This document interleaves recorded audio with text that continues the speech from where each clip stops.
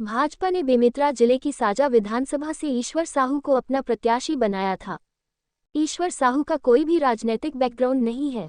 ईश्वर साहू तब चर्चा में आए जब 2023 में 8 अप्रैल को उनके बेटे भुवनेश्वर साहू की हत्या कर दी गई थी।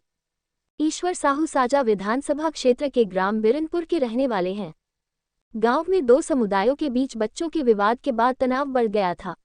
दोनों समुदाय के बीच हुए हिंसक संघर्ष में भुवनेश्वर साहू की हत्या कर दी गई थी। भुवनेश्वर साहू की हत्या के 4 दिन बाद गांव में अल्पसंख्यक समुदाय के बाप बेटे की हत्या कर दी गई थी। दो समुदायों के बीच झगड़े के बाद उत्पन्न हुए तनाव को देखते हुए गांव में 2 हफ्ते तक कर्फ्यू लगाया गया था और राज्यभर के आला पुलिस अधिकारी बिरनपुर में तैनात थे। दोनों समुदायों से कई लोगों की गिरफ्तारियां भी हुई थी।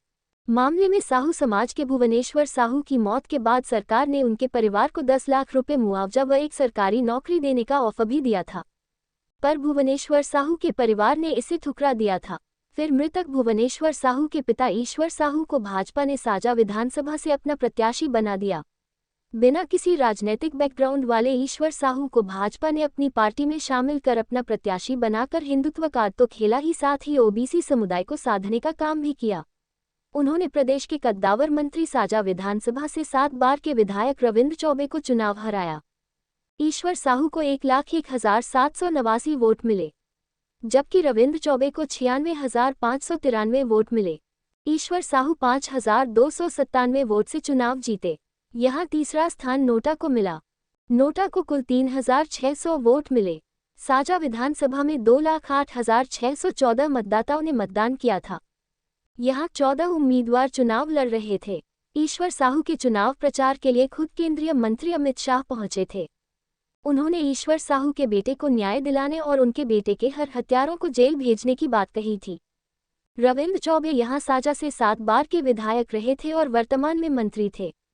अप्रैल 2023 में यहां हिंदू मुस्लिम विवाद में ईश्वर साहू के बेटे भुवनेश्वर साहू की हत्या हो गई थी। दोनों पक्षों में हुए विवाद के बाद हिंदू पक्ष के लोगों को भी जेल भेज दिया गया था। मामले में पुलिस ने कई हिंदू पक्ष के लोगों को आरोपी बनाया था, पर कुछ ही माह में अदालत ने ट्रायल के बाद हिंदू पक्ष के सभी लोगों को दोषमुक्त कर दिया था। वही गलत तरीके से हिंदू पक्ष के लोगों को आरोपी बनाने और जेल भेजने के मामले में पुलिस अधिकारियों पर कड़ी टिप्पणी करते हुए ऊपर कार्रवाई करने हेतु डीजीपी को कहा था। भाजपा ने इसे ही मुद्दा बनाया था और हिंदुत्व के मुद्दे पर चुनाव लड़ा था। ईश्वर साहू को प्रत्याशी बनाने से साहू समाज के वोट जमकर भाजपा को पड़े थे। ये पूरा क्षेत्र साहू समाज बाहुल्य क्षेत्र है। कुल 60,000 साहू वोटर इस विधानसभा सीट पर है। साजा विधानसभा क्षेत्र के 5 नगर पंचायत देवकर, परपोड़ी, साजा, थानखमहरिया व धमधा में कांग्रेस के वोटों की संख्या गिरी और उसे पराजय का सामना करना पड़ा है। ईश्वर साहू ने आज तक सरपंच का चुनाव नहीं लड़ा है और सीधे विधायक का चुनाव लड़कर जीत कर आए हैं। ईश्वर साहू को मतगणना के दौरान 23 राउंड में 12 राउंड में बढ़त मिली थी।